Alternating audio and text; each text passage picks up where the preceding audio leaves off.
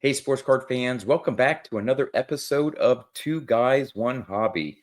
How you doing, Don? I'm doing well, John. How about yourself? Good, good. Sorry to hear about your dog. Um, you had posted that I think a couple days ago. It's always sad to lose a pet, and I know with our two girls, they're our kids, and Yeah, there's thank just you, not John. easy. I appreciate that. It sucks. I mean, she had a lot going wrong with her, but and it's really it was my wife's little baby, and Yeah. my wife lost her mother about 6 or 7 weeks ago, and then she Oh, lost her dog, and she's like, this year sucks. And I'm like, yeah. but yeah, and so we still have the young one here running around, but she was Now definitely part of the this was family. the smaller of the two, right? Right. Yeah. Yeah, she was almost 11. So Okay. yeah, All we right. just put her down 3 days ago. So never easy, but No, no. she left a Well, mark. yeah, yeah. So today's guest is another one. We've had a couple on the show who don't have a channel but interact on live streams and just they're still part of the community. I met Absolutely. him, I have to clarify, maybe not for the first time at this year's Strongsville show, but definitely got to know him better at this year's Strongsville show. And he did give me a card first day as I was arriving, heading to my hotel room. He's like, John, he says, I have a card for you later. I'm like, okay. And so I'll show the Wade Boggs card off here yet. But let's get him on the screen. Reuben Snyder. And give me, let's see here. There we go. Hey, a little technical difficulty. How you doing, Ruben? Great. How are you guys? Good, Good, Ruben. good. I got to see So, Ruben about, what was that, about 2 weeks ago? We all went to the Pirate game. It So we got was. to hang out a little bit. yep, Ruben, you're just outside of Pittsburgh, and as is Dawn. So it's an all Pennsylvania. Two guys, one hobby. It's a maybe third, fourth time, something like that. We've had done it all Pennsylvania. Um, Yeah, about that. yeah. All right. Ruben, we were getting into the conversation prior to recording here, and we thought we'd leave it for the show here. But you don't currently have a YouTube channel, but you've had thoughts, I guess, of maybe taking the plunge and things like that. If you want to maybe Yeah. talk about that, and then get into what you enjoy collecting and so on. Yeah. Currently, I am in the minor leagues of commenting. I've learned from Mookie Chilson and Mike Petty, in the chats or commenting on people's videos. The thought has crossed my mind of creating, but I don't know. There's a lot of content out there. I don't know who exactly would want to see or hear what I have to say about sports cards. And Be surprised. I'm kind of all over the place whenever it comes to my collecting, and I don't know. We'll see. Yeah. I'm not ruling it out, and I'm not saying I'm never going to do it, but you never know. Yeah, the advantage I think that you have if you were to start a channel, you're somewhat known because of commenting. When John and I opened or started our channels, nobody knew us, Yep. and you've met enough people, not only the chats, but you've been to nationals, you've been to Strongsville, you're at the Pirate game with a bunch of us. I think you'd have an instant following, to be honest. And now that I'm on here, I've made the big time, so people are Oh going to. no, yeah, I know You know you it. really have made the big I time. mean, for the millions of fans that love both of your content, I mean, it's an opportunity I'm going to have to step up and take. Yeah, That is you're going to true. get a lot of people reaching out to you and say, "All right, Ruben, it's time." But and the nice thing about it is, there are creators like myself that maybe do some weeks I do maybe 4, 5 videos because I have different things that show off, talk about, do whatever. And there's others that may do one video every 2 weeks or so, and that's fine. Or So 2 months. or 2 months. Well, hey, life gets in the way, other things get in the way, and you have to have that. I think that balance. Now, I happen to enjoy making content. I really like the whole process of different things, and I've had different little video series that I can do in repeat. But for others, hey, if they don't get a lot of cards in the mail or whatever, they'll do one every once in a while, and that's fine for them, and they still have a following. So um, I think it's just one extra way to be a member of the community. But you've gotten off to a great start by at least participating in some of the live feeds and chats and things like that. So yeah, but tell us a little bit about your collecting journey, what you like to collect for those who don't know you. I've been collecting for over 40 years now. Yeah. The first packs that I can remember opening up were 82. Even though looking through my cards, I've found 78, 79, 80. And I'm like, how did I get those? I was like super little. But I vividly remember opening up the 82 packs, and the things that stood out to me that I thought were cool were the rookie cards that had the three players on the front, and then they had the inaction cards of a lot of the veteran players. Yep. And as I collected more, that was like one of the first things I went after. I got all of the inaction cards because I thought that was cool. And it just kind of morphed into this crazy room and collection that I have. I like everything. I've got vintage, I've got football, I've got hockey, autographs, Hall of Fame autographs. Thanks to Mike Moynihan and his channel, I've dove down the Dick Perez Hall of Fame postcards, autographed Diamond Kings from 82 to 96. And the stuff on the wall behind me here are even Hall of Fame programs from whenever the players got inducted that Dick did the artwork for. Mm-hmm. And those are all autographs. Oh, wow. Yeah, I went and saw the movie premiere at Cleveland National, and it's like, hey, I remember the Diamond Kings as a little kid. I thought they were cool, something different. Whenever I first started going to card shows, that was like the first little subset that I went after was the 1987 Diamond Kings. And then as I got older, you go through ebbs and flows of life, and you're collecting, and then start watching this thing called YouTube and all you knuckleheads doing content. And I was like, hey, that stuff is cool. And not so much card collecting, but seeing like the Diamond Kings and the postcards. And I'm like, all right, let's go. And right now I have over 100 plus of the postcards and 80 some Diamond King and Gallery of Star Hall of Fame autographs. Have you gotten any of those in person? No. You purchased them all already signed. Okay. Yeah. And I have like one of the bigger ones coming in the mail as soon as it goes through the authenticity through eBay. And I'm really looking forward to getting that because it's been hard to get. So, yeah. But yeah, I mean, like I said, the whole gambit, I can go new stuff with star players. I can go old school with vintage. I mean, what do you want to see? So, well, within your broad scope of collecting, now obviously not with the Diamond Kings and some of the press steel stuff, but for some of the other sports, do you concentrate on players on Pittsburgh teams? Is it Hall of Fame? I know you mentioned some Hall of Famers. Yeah. Is it? But do you have any type of a specific focus toward any Pittsburgh teams or not? I mean, yeah, I am a Steelers fan. I do have a pretty healthy Steelers collection, but I don't want to pigeonhole myself into one thing. That's why I'm not specifically a player collector. Mm-hmm. Now, there's nothing wrong with that. If that's the way you collect, I'm not going to judge it. It's a little dorky. But, I know, but here's the way I look at it. For instance, you're a Stan guy. Right. There's so many Stan musical cards that you can collect, but it's going to run out.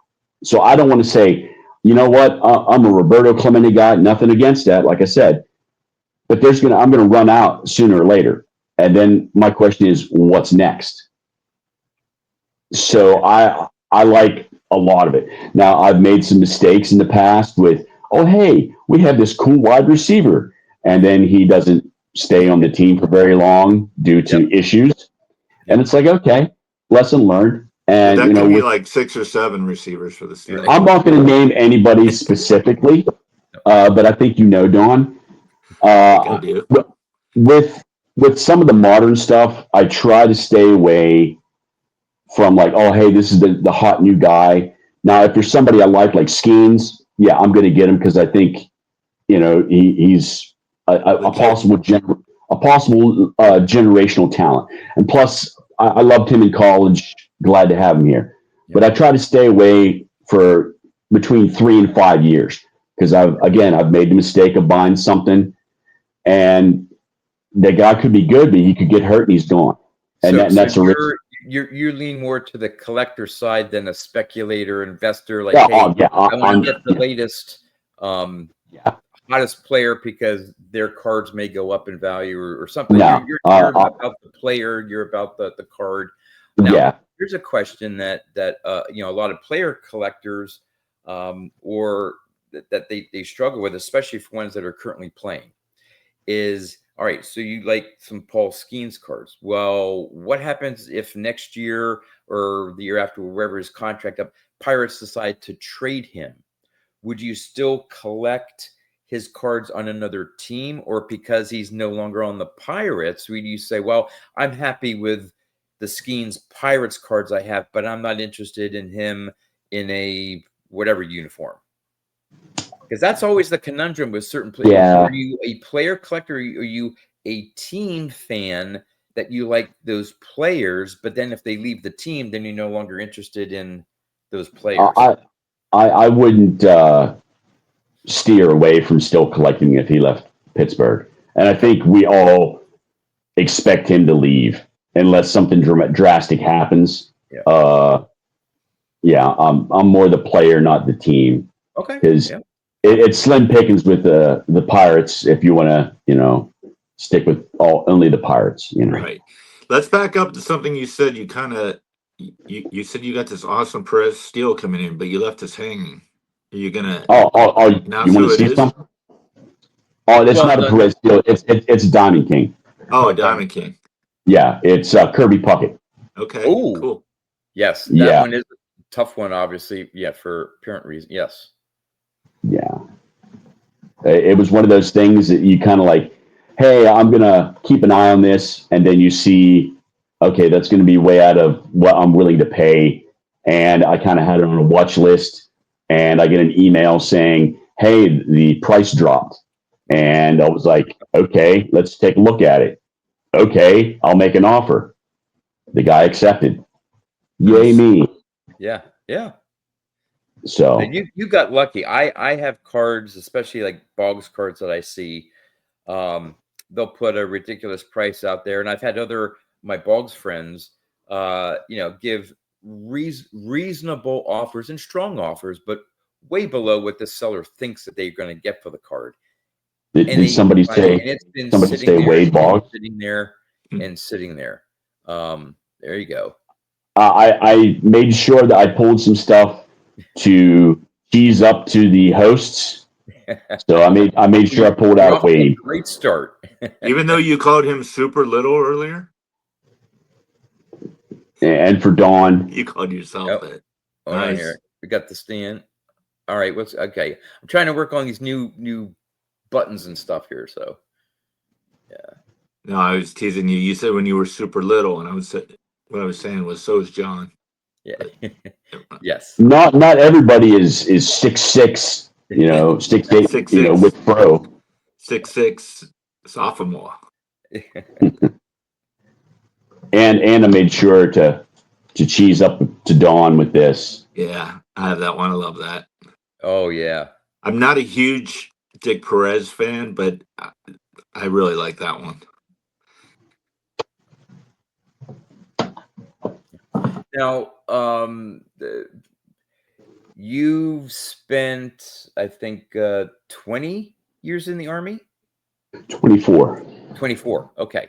So my question there is, during that time, and, some of us say, well, when I started getting older and getting into girls or a car or college or this or that, I sort of didn't collect as much or didn't collect at all, and then I came back.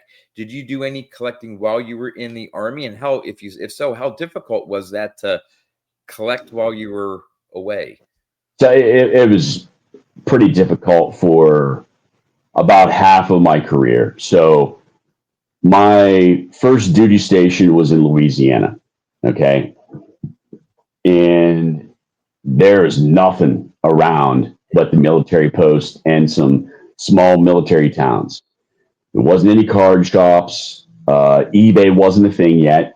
Right. So it was kind of like, I'm still a collector. I would, if I found a Beckett like at the PX something like that, I would look at it, see what's going on. Or if I saw packs of cards somewhere at a store, I'd pick them up. But it was rough.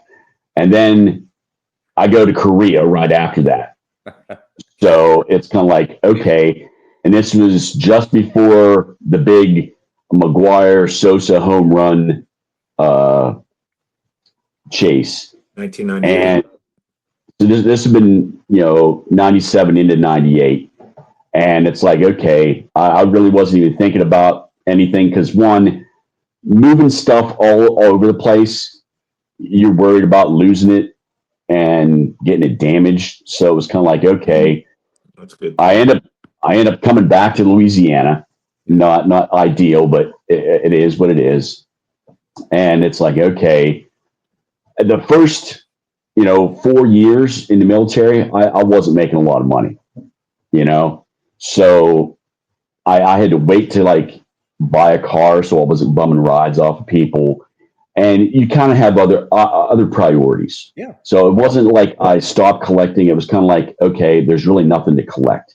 Now, whenever I would come home, I would go to this card shop that I was going to since I was in high school, and it's still open to this day. And pick up a few things here and there, but it was kind of like, okay, but then it would have to stay here because I didn't want to be traveling with it. Yep. And then I ended up going to Europe. So, again, there's not going to be any card shops. You weren't going to have internet in your place. If you did, it was going to be super expensive. Otherwise, you'd have to go to the library on one of those shared computers. So, again, eBay wasn't going to be a thing. I did buy a buttload of cards at like the PX. Okay. That was going to be my next question. If PX is, if you can buy packs there, but I guess you can. And I would buy the entire box. I would just like, screw it, dude. And I did get some cool cards, but it was kind of like just fanning the flames of being the collector of like, okay, I need to have something. And, I come back from Europe and it's like, great. Now what? I signed up for eBay. I ended up going to Georgia and there was a card shop right down the road. And it's like, yes, I can get back into it. And, I learned the do's and don'ts and the hard things on eBay. I didn't know what a save search was or a watch list. And I'm like, why am I always losing to the same guy? I didn't know what sniping was. And, I eventually sent the guy a message. I'm like, dude, what are you doing? And he's like, okay, I'm gonna school you up there, young buck. And he gave me all the pointers and everything. And I'm glad I reached out to that guy because a few months later, he sends me an email. He's like, hey man, I need to download or offload a lot of these cards. My furnace just went out and I need money. And he sent me this spreadsheet of all these like big time cards. And I'm like, okay, I'll take this. And it's been on fire ever since, Now I ended up going back over to Europe and just same thing, buy stuff in boxes or I did get some stuff off of eBay while I was deployed a few times because I was making a little bit more money and I would just have it shipped to my sister's house. So I'd come home and there'd be a stack of bubble mailers. Oh, nice. Yeah, but some of the items didn't make it to me. There'd be an empty bubble mailer, and I'm like, hey, Oh. I'm supposed to have this. So yeah, and they were pretty big time cards too.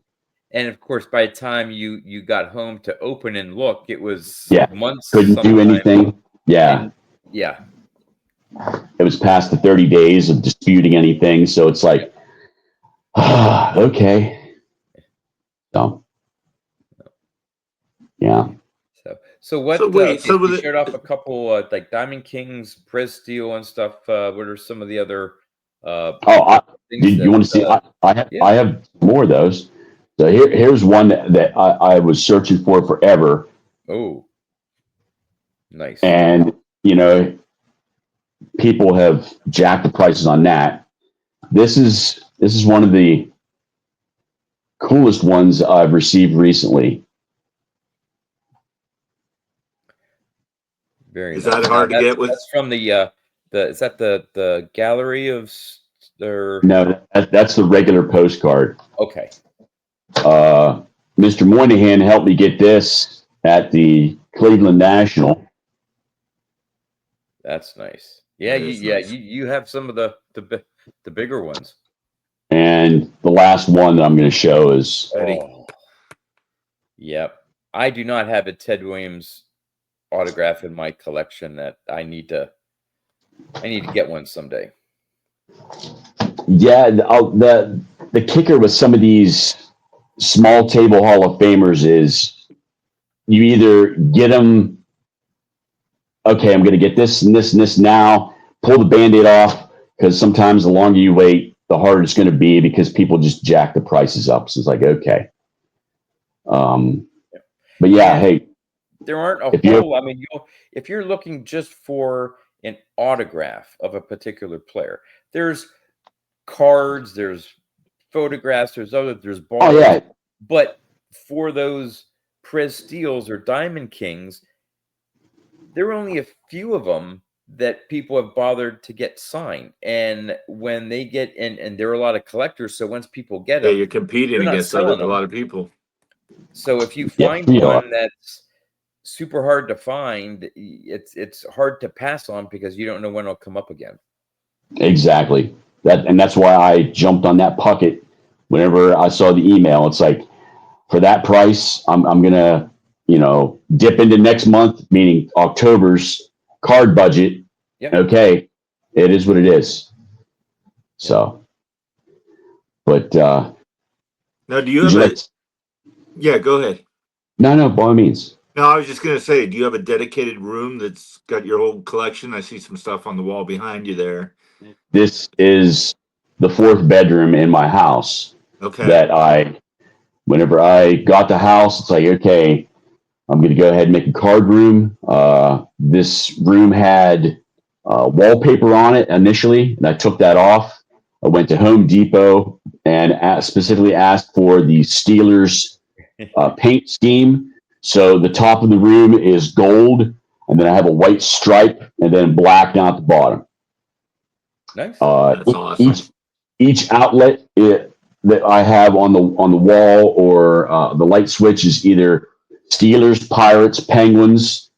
The wall to my left here, that's my Penguin wall. I have a bunch of like the McFarlane figures and little knickknacks there. I've got a Pirate wall, then I've got the Steeler wall, and then Overflow is behind me. Okay. And yeah, it's ever like changing. I see somebody else's room. Hey, I like that idea. Hey, I want to open it up, do this or that.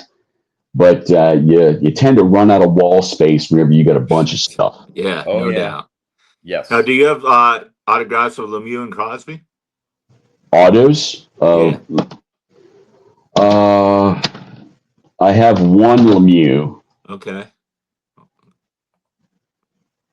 and Nice. this was not pack pulled for me, but these were pack inserted back in '93. Leaf signed a contract with Lemieux, and I sent this in initially to PSA because I got it for like $50, and PSA was like, well, this needs to go to PSA DNA. I'm like, oh, why don't you guys just send it over there? So I had to send it twice. Great. It's authenticated. The Crosby stuff I've looked at right now, I'm not willing to pay $400 for somebody that's still playing. Yeah. It's kind of like pump the brakes.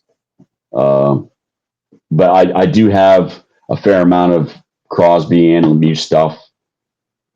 You know, I mean, here's the two different rookie cards of rookie Lemieux. cards. Yeah. Yeah. So you got the OPG and the tops. And what year's that from? 85. Okay. Yeah. Correct. And here's a Crosby. So is it mainly just Penguins in terms of hockey cards that you collect, or do you have like a Gretzky rookie or? Here's a Ovechkin rookie. Okay. The goal was to get a Gretzky rookie. This is the earliest one I have is a 82-83 OPG. All right. I actually have I don't know why I bought them. They're ungraded. I got them at my local card shop. I don't know if it was near when Gretzky was retiring, but I bought a couple Gretzky's. I want to say, and I know I'm going to get the years wrong, like an 83 or 84 tops. They were all tops, not O-Pee-Chee versions, and some from the late 80s that are probably worth like $10 or $5. I mean, I go after some of the worth. I go after some of the oddball stuff, so to speak. So this was done by Kraft, the dinner people. Okay. And that's Gretzky. They also did like an all-star thing. So here's Lemieux. Now, is that the Kraft, like the American Kraft Food Company, or is that Canadian? These are both Canadian because they got French on the back. Gotcha. Okay. I don't know if Kraft America would have the rights because if you remember back in the 80s, they did baseball cards with 2 players on them, and they didn't have any logos on the hats. Yep. I have the Boggs version and the one that he's attached with. I forget what the player is. He's had multiple ones where he's with another player, but I want to say Sandberg, but I could be wrong. Yeah, so those are Canadian issue. Here's another Crosby rookie. Oh, that's a nice one. Yeah. Do you have what is it? The for hockey fans, excuse me, is it Top Guns or what's the insert there for the rookies? That's what this is. This is the Young Guns. It says it on the side. Yeah, it'll say that on the side. Okay, because I know each year obviously the design is slightly different, and those are considered what the key rookies for hockey players, the Young Guns, or no? They were until they started doing like the rookie autos with a piece of patch in them, and those were on the very high end. And it was like, dude, I mean, I was priced out before they even came out, and they were super low numbered. And it's like, okay, I would like to have a rookie of his just to have, and I ended up getting that and the other one that I showed, which I sent in, and it came back a 10, which I was shocked because a lot of the stuff that I have, grading to me is a newer thing. Like I never really had, sending in stuff myself. I would have some graded cards, but I never really participated in sending them in. So a lot of my collection that I've sent off over the last few years, I've had for 10, 15, almost 20 years. Okay. And it's like, I, kind of learn, hey, maybe I shouldn't have sent in that 1965 rookie of Joe Morgan because there was a mark on it that I thought was part of the card. And you're like, why did I get this crap grade? Oh, hey, dumbass.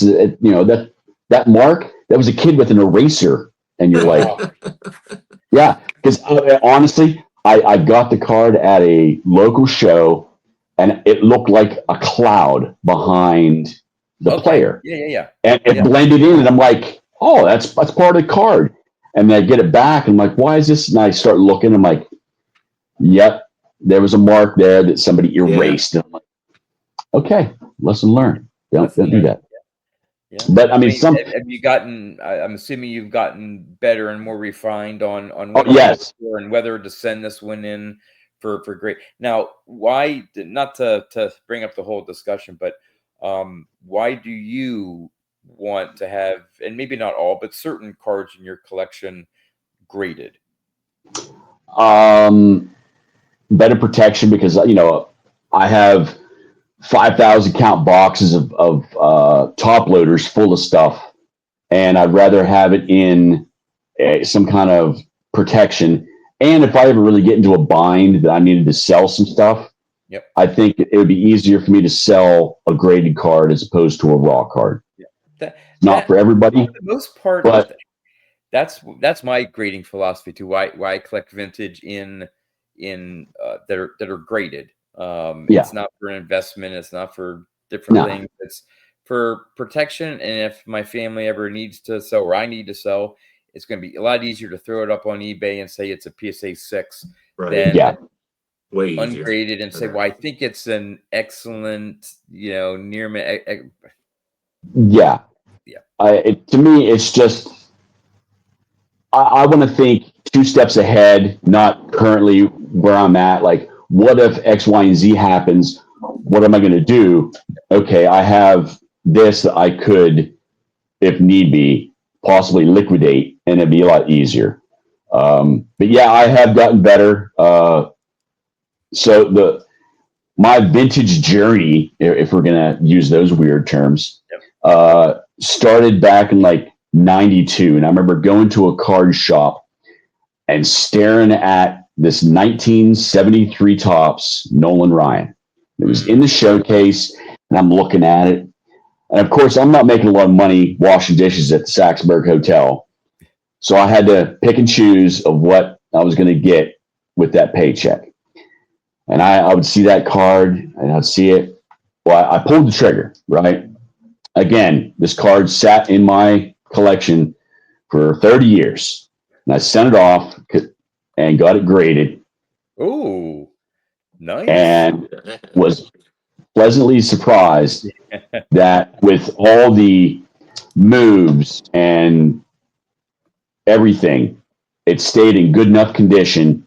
Now, yes, it was in one of those loose sight screw downs, but I always had the ones that had the little recessed area Yep. where the card sat in it. That thing was in that for well over 25 years. I pulled it out and was like, you know what? I'm going to send it off to get graded because that was pretty much the first one that I went after personally. Like, I want a vintage card.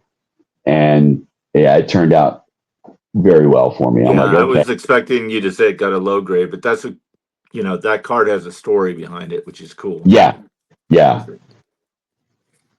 So, all right, But John, we're about halfway through here. You ready Yeah. for? I've got another list this week. See Okay. if you do a All little right. better than you did. Yeah. So before, I think it was the top 25, the hit leaders that had only played on one team. So we're going to stay with that theme, but this is the top 10 home run leaders of all time, but they only played for one team. And what's crazy is the top 15 all-time home run leaders played on multiple teams. I had to get it down to number 16 to get number one. Wow. Okay. And this is obviously for you too, Reuben. okay. So both Stargell and Musial had 475 for the same team. Correct. So they're number 7. Okay. Mantle. Not the top. You're looking for the top 10. Yes. Mantle is number 2. Williams. Number 3. Melot. Mela is number 5. John, you're doing great here. Melot. Nice. Oh, that's a great card.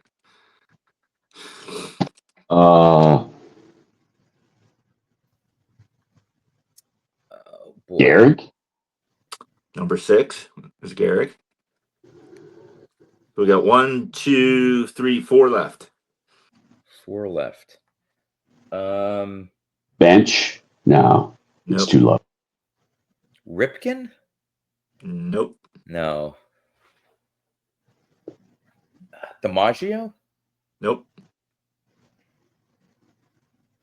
No. Well, no, probably not. But Harmon Killebrew? No, he played for 2 Yeah. teams. Yeah. Played for the Royals 1 year. His last year there, and then technically Senators in 20. Okay.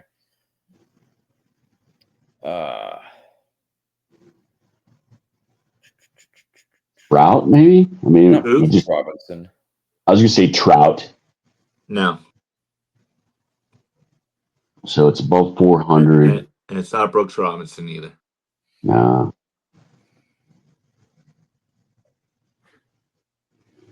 Boy. You guys don't have the number 1 guy yet. So you got number 1, number 4, 9, and 10. Okay, so number 2 had how many home runs? 536, Mickey Mantle. Does Mickey Mantle. Okay. So more than Mantle.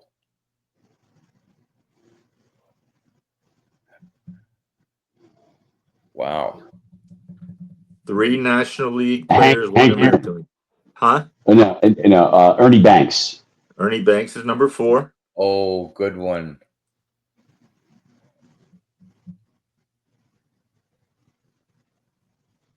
It's not Yastrzemski. Yep, he's number 10. Oh, okay. All right. John got on the list. Thanks for participating, John. Yeah.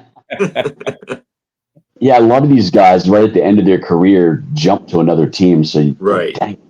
Yeah. So can't use him. One guy's fairly newer as far as being a Hall of Famer, and one guy started in the 70s. Jeff Bagwell? Nope.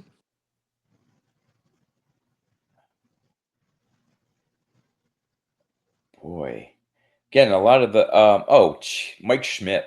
Yep, that's number 1. Jeez. And the last guy. Ray. Who? I said, sorry, Ray. The last guy played the same position as Schmidt. Eddie Matthews. No, he played on more than one team. Yeah, he played for Detroit and Houston at the end. Chipper Jones. Yep. So it's Mike Schmidt at 548, Mickey Mantle 536, Ted Williams 521, Banks 512, Mellott 511, Garrick 493. As Reuben came out of the gates, Musial and Stargell at 475, Chipper Jones 468, and Yaz 452. A lot of these guys are on my to-do list for the 500 home run club. Okay. Yeah, that's what I wasn't sure about doing that until I saw this at the LCS, and I was like, hey, I believe he's on there. Is that his rookie? Yep, okay, let's start it. What LCS did you buy? Did you buy that at the Card Castle? No, at Sports Card Junction there in Robinson. Yeah. And of course. Oh, yeah, there you go. That's nice. You know what's nice on it? You've got a little bit of space up top. You know, that card's notorious for having his name chopped off. That was the key factor. I don't mind his butt touching the side because the white borders blend in. Yeah. But I wanted that space between the logo. That was a key thing. And whenever I showed it to Orlando, that's so hard with the Banks. I mean, you get it. There's some other card, but that one for the Banks, for some reason, maybe it's just where it was on the printing sheet. So hard to just even get a decent amount of space at the top. Yeah. But you never know what you're going to find in my collection. This is another LCS find. So when it comes to vintage, you mentioned maybe working on maybe a 500 home run club sort of project, but vintage wise, what are you drawn to? Just Hall of Famers, certain years, sets? Not any specific year. I do have a lot of 59s. I just started picking off a few here and there, and I'd find them. I'm like, okay, you know, you want to go down this rabbit hole of the whole thing, you know, going after the Hall of Famers. Uh, but I mean, dude, I like it all. Yeah. I mean, I I went after this because he's a Hall of Famer and Pirate, Yep. Minor rookie. Yep. Yeah. and you know, I didn't appreciate him as much as he deserved for years, and I found that I'm like, okay, and then I've gotten 3 or 4 of his autographs on things. In fact, I just got one of his autos in the mail like last week, and it's in a pirate. The card is him in a pirate uniform. I have one with him in the Indians uniform, and you know the Perez Steel stuff's all pirates. So it's like okay, you know, cool, you know. He's a very underrated player in the hobby and in baseball, in my opinion. Yeah, I mean, people don't realize how big Forbes Field was, Yeah. and to be able to lead the league 7 years in a row, playing in that ballpark, you're like, okay, you know, I miss. I didn't give him the respect that he obviously deserved. And second game I ever went to was Ralph Kiner night. Whenever they retired his jersey, because Okay. I only ever really knew him as like, oh, that's that guy with the Mets, and they played the Mets that night, of course, because he was working. But it's like, oh, okay. But you know, as you get more mature, you tend to open up your mind on certain things. And you're like, okay, my That's bad. how I knew Ralph Kiner from early on when I started following the Mets. He was the one of the TV announcers for the games, and that's how I knew about Ralph Kiner. I knew he was a former player and all that, but that was my initial introduction to him was watching Mets games. Yeah. So So I said, you're one, Reuben, that if you're at a card show or a local card shop or something, you're just, looking around different tables and stuff. You're one that if something just catches your eye, you're like, oh, well, that's a cool card, or I remember that player. He was a good player, and you may just decide to pick that card up. so I want the card to speak to me. I'm not just going to get a card to say I have it. If I am going to put down a good chunk of change on something, I want it to speak to me. I want it to look good. Whenever I show it to people like you guys, I want you to clutch your pearls and like, oh, I want to be proud of what I have. Now, of course, collect within your means. I'm not going to spend a mortgage on something just because, I want to get it. Mm-hmm. But, I want to be proud of my collection. It's been, more than half my life doing this stuff, and whenever I showed off, people want to go, damn, that's pretty cool, whether it's something, like the vintage stuff, or like I said, even some of the modern stuff. I mean, this is a modern card in the vintage style. Yeah. Right. I mean, it looks cool. Mm-hmm. Yeah, I want to be able to, whether it's a like a Boggs card or a vintage card or whatever card I have, I want to be able to, like, especially if I haven't, stored in boxes or in my card catalog or whatever, if I haven't seen the card for a while, like when I look at it and go, wow, that's like this one for me, a modern one. It was just really unique. You don't see Clemente in his Montreal uniform. Oh, I've never seen that image of him. So, That was a very Is cool that card. one of those custom cards? No, it came from Topps. Oh, okay. 2023. Wow, I never knew that card existed. That's a cool card. But also to what you were saying earlier, John, was I want to get a card that I remember a certain thing about that player. There's an instance where, like, maybe I was watching a playoff game and that person, totally destroyed the other team, whether it be baseball, hockey, football, and I can get that card and go, wow. Yeah, I remember that. I remember seeing that game, or maybe I was at the game or something like that. I want them to speak to me, and if I think it's cool, I'm going to get it. I'm not trying to pigeonhole myself into one aspect or be like everybody else. I'm totally No, that's against it. anti.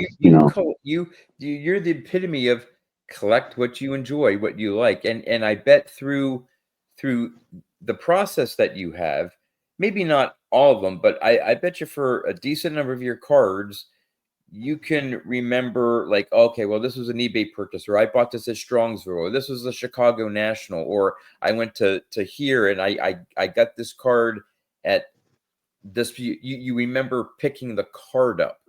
Oh, case in Yeah. point. Here's one for you. Okay, Johnny United. Yes. Okay, this was not on my radar. This was not on any list for me to go after. We're at Strongsville last or this past spring, sitting around talking with a bunch of guys. Hey, trade night's coming up. Guys are like, yeah, here's my stack. I'm going to go ahead and try to set these. I'm like, hey, let me take a look at those.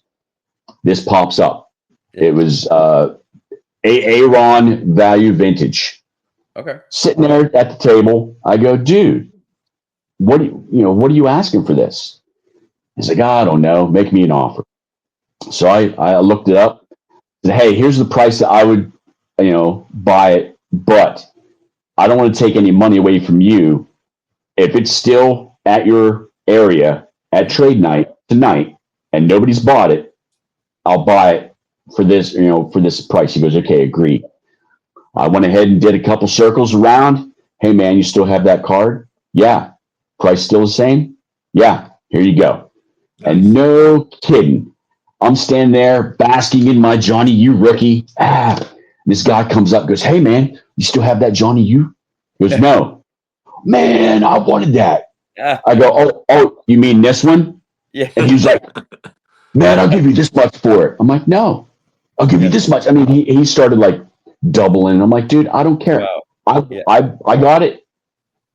It's in my collection now. I'm not gonna get rid of it. You're not one to, Right. again, I'm not putting down who others that do that or whatever, but you're not in it for the money aspect of, hey, I got this. Oh, you're willing to offer me this for it, and unless you again are in a situation where you need the money or you find a big card where. So have you sold any cards to acquire a lot more expensive card that you wouldn't be able to afford on your own? Yes. Whenever we went to Strongsville, I talked to Triple Crown about a month out. I was like, hey, man, I have a bunch of like modern stuff. What kind of stuff are you looking for? I know that you need stuff to refill your inventory since he's, at shows. He kind of told me. I came together with a bunch of stuff that, it didn't bring me joy anymore. Sent him a spreadsheet, sent him some photos. We agreed on a price. He gave me some cash. Now, I bought 2 cards at Strongsville, and I showed both of them, the Johnny U and the Ernie Banks. Yeah. I was like, whatever. If what I don't spend today, guess what? There's a card show next month. There's always another opportunity to spend money. Right. And it was like, okay. And to be honest, I think, I don't know if I brought it out, but the next month, I bought the Ryan rookie at the Monroeville show, and it was like, okay, cool. That's the show you came to Pittsburgh, John. The one time. Oh, okay. The one in that little like shopping mall area. Well, not really shopping mall, but it was at the convention center. Right. But like the Monroeville one, not the Pittsburgh Convention Center. Yeah. But of course, because I got the Johnny U, that started another project that I want all the Hall of Fame quarterbacks from Western Pennsylvania. Okay. It's funny you mentioned that because I've been collecting guys from Western Pennsylvania. Like this kid is from Pittsburgh, and the quarterback thing I think is really cool. Zoom in on it. Is that Bobby Elaine? Blanda. Yeah. George Blanda. Yeah. Do you have them all? I mean, you've got to have Marino and Montana and Kelly and. Got Johnny U and Blanda. I feel like I'm missing one. Oh, Namath. Namath, that's going to be tough. There's the Jim Kelly. I love USFL cards. I loved the USFL as a kid. Yeah, I used Those to are watch great. that. Yeah, follow them. Marino, yes. I do have the Montana, and I was going to send it in to get it encapsulated, but I'm going to probably upgrade because that was one of those cards I bought right before I joined the Army. It was a card shop that was closing down up in Butler. So they were like slashing all their prices, and they're like, hey, 50% off everything. Yeah. And I bought that, and I got this right before I joined. Mm. And I've recently had this graded. Again, been sitting in the collection for 20 some years. You're getting some nice grades on cards you Yeah. picked up raw. Yeah. But one of the cards I wanted to show you, John. Now, you remember 1990 Upper Deck Baseball, Find the Reggie, right? It was Yes. the first card that was autographed you can pull out of a pack. Yep. Well, here's the football version, the Joe Namath. Oh, that's nice. That's sweet. So those came out of the pack autographed. Correct. Okay. And they're hand numbered down in the bottom here. Now, is that from 90 or 91? 91. Okay. Yeah.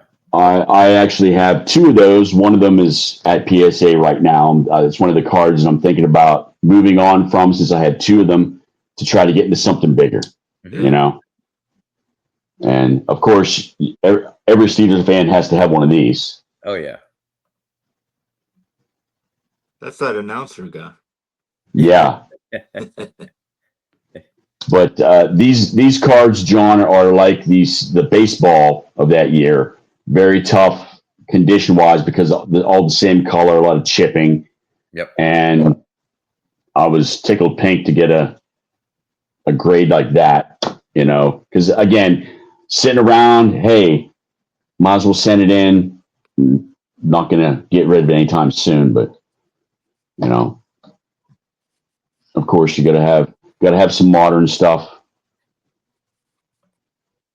That's okay. Yep. So you got Big Ben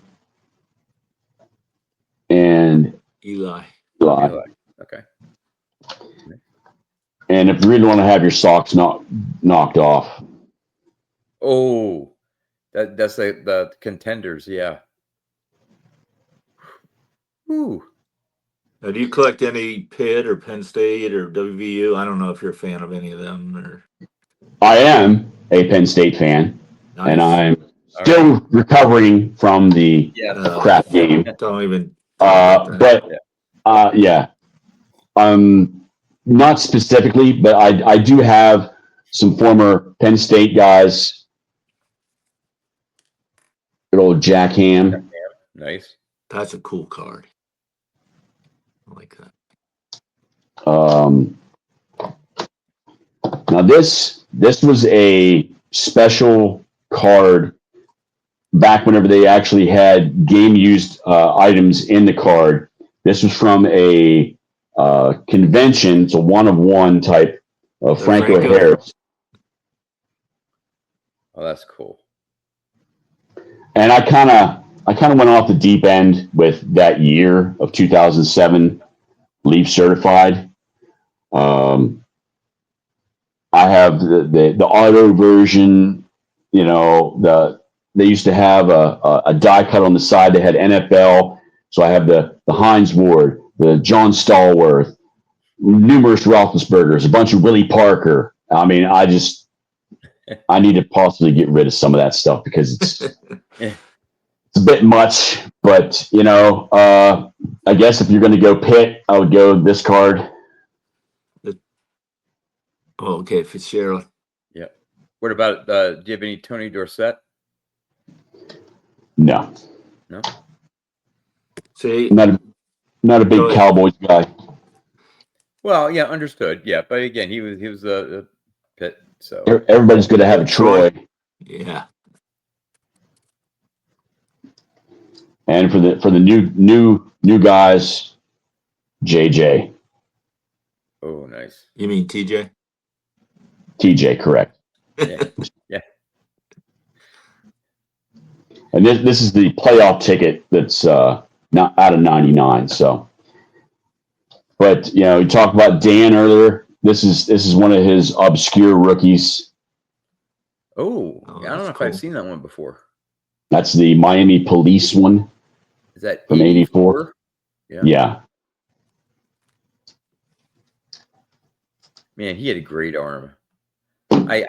I wish he had been able to win a Super Bowl, but just wasn't in the cards. But And I pulled this out because I just thought it was cool. So you guys are old enough to remember McDonald's used to have football cards if you bought like a certain meal or something like that back in the 80s.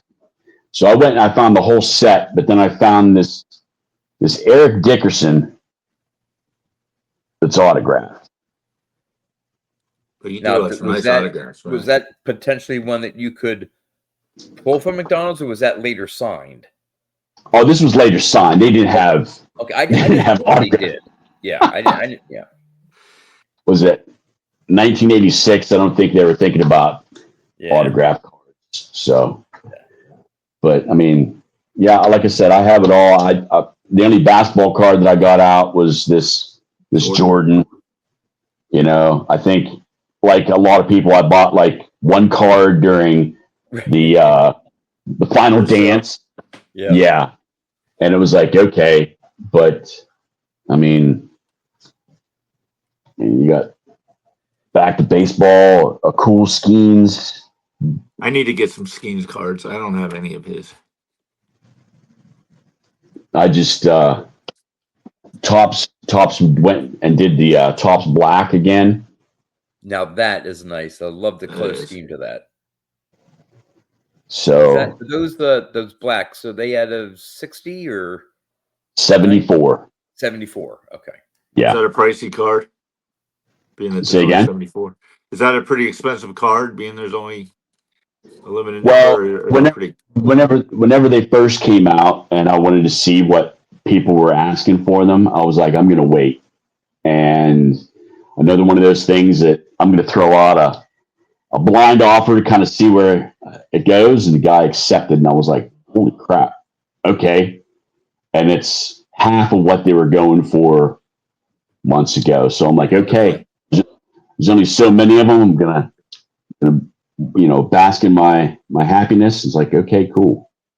Yeah, well, I found at least, again, I don't have a lot of experience with modern. It's mainly just Boggs, but I think some of the concept is that there's always the initial hype for a new release, whatever it may be, high end, low end, whatever, and everyone wants to get their copy. And then when the next big set comes out, that's where all that focus is. It's they're missing out. Yeah. If they wanted to sell, didn't sell, or whatever. And now they're like, okay, like even within 1 year of releases, you get stuff that's quote unquote old or stale because everyone's interested in the newest release that you can maybe get some bargains, even if you just wait like 2 or 3 months. I mean, every so often I'll go and maybe buy a box if it's reasonable, just to see what I can get. It's easier to go ahead and buy the card outright than spend way too much on something that you might get. And I saw that last year with the Skeens patch card. Everybody was like, I'm like, okay. And I was sitting in the card shop opening up one of those boxes because I wanted to just have some Skeens cards.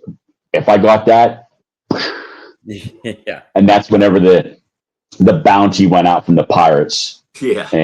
And they were reading it out in the card shop, and I'm just sitting there laughing. I'm like, that's not enough. Yeah. No. Why am I going to get 30 years of season tickets and he's going to be gone in 4? Oh, I know. Good point. I'm like, John, whatever. we're coming up on an hour. Do you have your quiz? What happened on this? I have a couple here. I don't know which ones I'm going to do. Some of them may be easier than others. Of course, now we're recording this on October 1st. So I did, this day in baseball history. So it's a lot of stuff dealing with end of season, World Series, things like that. But this is from 1974, so it would be October 1st, 1974. This pitcher becomes the first National Leaguer to strike out at least 200 batters in 7 straight seasons. Tom Seaver. Do you have a guess, Don? I was going to say Nolan Ryan, but By I have a 74, feeling he was Ruben's already, right. It's he was Seaver. already in the American League. Yep. Oh, it was National League. Oh, I didn't. Yeah, know sorry. that. Yeah, Okay. National League. This pitcher becomes just the third to record 3,000 strikeouts for their career in 1978. So October 1st, 78, this pitcher recorded his 3,000th strikeout, and at the time became just the third pitcher to reach that milestone.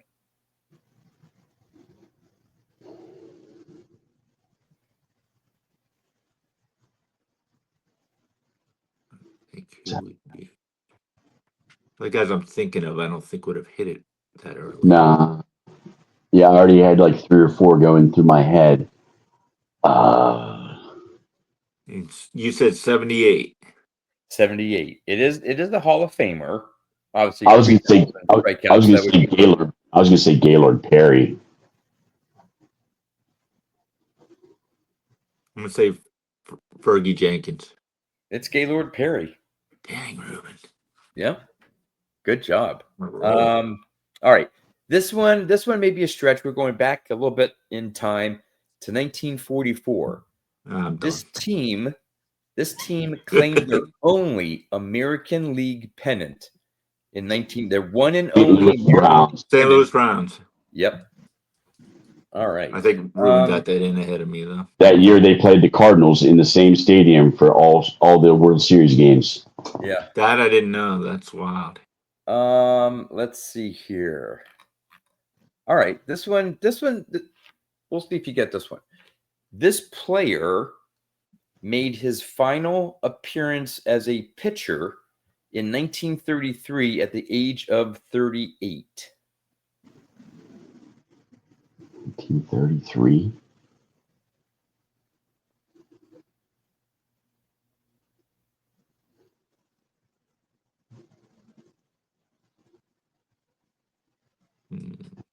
Sure. So it means he could have played longer at a position. Babe Ruth. No, I have no idea. It's Babe Ruth. My God. On October 1st, 1933, Babe Ruth, although he gave up 12 hits and 5 earned runs, goes the distance to beat the Red Sox at Yankee Stadium 6-5. The 38-year-old Sultan of Swat's performance on the mound, a ploy to attract fans to a meaningless game, it was probably the last game of the season, will be his last appearance as a pitcher, a position in which the future Hall of Fame slugger will post a 94-46 career record. So Babe Ruth technically pitched in his last game, October 1st, 1933, at 38 years old. Reuben crushed it. Yeah. All right. If you get this one, Reuben, then you definitely get the gold star.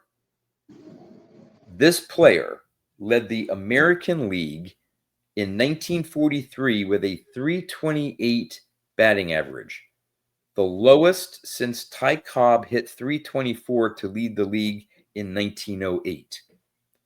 So the American League batting champion for 1943 won it with a 328 batting average, which was the lowest since Cobb's 324 all the way back in 1908. Lou Boudreau. You were almost there. You started it off, and I was like, no way is he going to say it. But no, it's not Lou Boudreau. The second guess I was going to say was Bobby Dewar, but I don't know. It's Luke Appling. When you started saying Lou, I'm like, no way is he going to get this one. I'm a lot smarter than I look, guys. Yeah. Okay, I'll give you a softball one here. These two famous home runs were hit by two Yankees on October 1st, one in 1932 and one in 1961. So 32, 61. Well, Maris Shot, has to be 61. shot heard round the called shot by Babe, and then number 61 Yep. by Maris. Game 3 of the World Series against the Cubs, October 1st, 1932. And then, of course, yes, Roger Maris hits his 61st home run on October 1st, 1961. So, yeah. Good job. Well, thank you. Yeah. Now, of course, I got Don, half by a the time question, we do right? that, by the time we have our next show, I can't do this day in baseball because it'll be after the season's over. So I'll have to pick it up next spring. But at least for those types of, You can always pull off some stuff from Baseball Reference. They have the Immaculate Grid stuff that you can hey. Oh yeah, that stuff. Yeah. Plus, the World Series are still going on. Well, that's true. Late into October. Yeah, but then you got a lot of answers that are either Reggie Jackson or Derek Jeter or something. So Before we get out of here, there was one card that I pulled out that had a story. Okay, so this is my only T206. Okay, and you guys see it? Yep. Okay. Ozzy Shrek, is that who it is? Yes. Okay. So I saw that card in the background of a YouTuber during the pandemic. And I saw it and I was like, wait a second. And I went back through it. And I'm like, who was that? Well, it was Silver Jackify, right? Okay. So I paused it. I looked it, pulled it up, looked this guy up. I was like, his last name isn't Shrek. It's Shrek and Gost. That was my grandma's maiden name. Oh, really? I'm like, where's this guy from? Because you don't hear that name too often, right? So I looked him up, and I could be related to him because he's from the same area where I grew up as a kid, and he played on the Philadelphia Athletics during some of their heyday, and was like the personal catcher to one of the top pitchers and everything. But he got out of baseball, went back to the area, passed away, buried in, I think it's New Bethlehem up there in northern part of Armstrong County. I'm like, dude, I'm going to go ahead and grab that. I said, he's not a superstar. I'm like, right. How many Shrek and Goss did you hear in the world? I'm like, I heard a bunch of them because I was related to a bunch of them. Yeah. I'm going to go ahead and get that. That's Thanks. very cool. Thanks, Silver Jackify. Now, Which have you tried to do any type of research to see, like, family wise, whether you're like third cousin or whatever? I mean, or I went as far as free could go because I'm not going to buy some kind of subscription just to find out whether a baseball card dude is related to me. If somebody wants to do the work, all to you. But the free stuff, that's all I'm going to go as far. So I had a coworker whose last name was Bressenhan, and I think I don't know what the connection was, but I think he said he had some tie and connection to Roger Bressenhan, the catcher from the pre-war, and I don't know if he ever bought any of his cards, but I think he was doing some research and said, "Yeah, have you heard?" Because he knew I had collected cards and stuff. He said, "Hey, did you ever hear of Roger Bressenhan?" I'm like, "Yeah," and he goes, "I'm related to him." I forget how it was, but so he was related to him. That's funny you said that at work the other day. I'm looking at the kid's name tag. His last name is Ruth.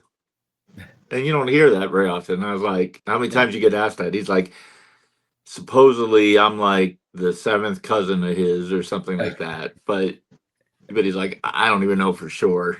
Yeah. But I was like, I've never met anyone with the last name Ruth. Yeah, I know a lot of, well, not a lot. I know some Ruth's first name, but not last name. I'm not quite gonna cut it, John. I also wanted to make sure that I did the obligatory show with one of Scott's T-shirts. Yes. I mean, isn't that the standard that I've seen? I mean, I've got one That, on. that but is, this one's That, a limited that's edition. yeah. that's the same shirt you wore to the Pirate game, Don. I have So like 3 of them. as far as I Rick know, gave me you've a been wearing bunch of that them. now. As far as I know, you've been wearing that shirt for the last 2 weeks. Well, no, 1 week on the one, and then a week on this one. Oh, okay. You rotate. Yeah. Don't want So to then be next fake. week you'll be Yeah, I don't wearing want them to smell. Yeah. Well, you just spray some Axe and you're good. I actually had this shirt on, and we were going to like this outdoor bar. They hear a band, and she's like, "You're really not going to wear that stupid shirt, are you?" I was like, "I guess not." Yeah, I did. I'm like, stupid shirt. You should get a shirt done up that just has the face of your wife on it. So whenever And you wear go that. out, yeah, you're like, There you what? You go. don't want me to wear this? Yeah. I'll have to run that by her. No. Just do it. Hey, Let's do it. yeah. Speaking of Ralph Connor, Who put those out again? I keep forgetting. no, I'm drawing a blank on it. Not Kellogg's. I know. It was cereal because you can see the Yeah. back. You pull them off the boxes. Wheaties. Yes. Oh, I forgot to my first Topps card of Stan. Was it? Yeah, that's a great set. Well, I mean, not set, but part of the set. Yeah, I dove down that rabbit hole, all those all stars, because the only one that I had whenever I got like my father's cards were a 63 that had, I think it had him and Willie Mays on it. So it wasn't just a stand card. It was Right. a combo card. And those cards are beat to heck. And it's like, okay, I wanted to have a nice one. And from watching you, of course, I knew that I had to get this. Yeah. Well, I have one card to show off, and it's the one card where Reuben bumped into me at this earlier this year at the Strongsville show. It's like, John, hey, I got a card for you. You going to be around? I'm like, yeah. And so we met up, and I'll just get myself here into quick mode. Got me this commemorative 70 years. I remember 70 when it came out. years Yeah. Boggs card. So always That's not how it went. John big tied me. He's like, do you have a channel? No, it better be a Boggs card. Who are you again? John. He's like, who are you again? Yes. But no, that was very, very, very thoughtful of you. And I wanted to pull, I'm like, I knew which card it was, and I had it in one of the drawers there before we started the recording. I was like, wait a minute, I want to be able to pull that card, and I found it pretty quickly. But yeah. So anything else that you want to wrap things up with here, Reuben? It's been a pleasure having you on. I didn't want to take up the whole. I mean, I had stacked my card room is in disarray. I was like, hey, I'm going to pull all these cool stuff out and show them. You know, not thinking, well, hey, a lot of cool cards, and that's. I'm like, yep. Well, that's what's great about having you guys on that comment a lot, but you don't make videos. We don't get to see your collection, so it was really cool getting to see a lot of your stuff that you have. Thank you. So, thanks for sharing all that. It's just a small drop in the bucket. I've got more. And now, well, that's why you need to have a show. Damn right. Yeah, maybe. Well, Reuben, and I appreciate you coming on. You were John's pick here, so I guess I got to come up with someone next. But so I wouldn't have been your pick, right? No. Did you notice I didn't pick you? Yeah. Yes, I did. All right. Maybe I'm just here to hold your water bottle like at the Pirate game. That's right. Well, for everyone that has stuck around for about an hour and 15 minutes, we really appreciate it. I would love to have you go and check Reuben's channel out, but he doesn't have one yet. But Reuben, again, thank you for being our guest for this episode of Two Guys, One Hobby. And yep, Dawn, you're on the hook for next week. I am. We're next time. Or whenever we do it. Yep. You know, it's funny, John. I don't have a channel, but 3 people have subscribed to me, and I'm like, oh, are you just subscribing to my comments? Okay.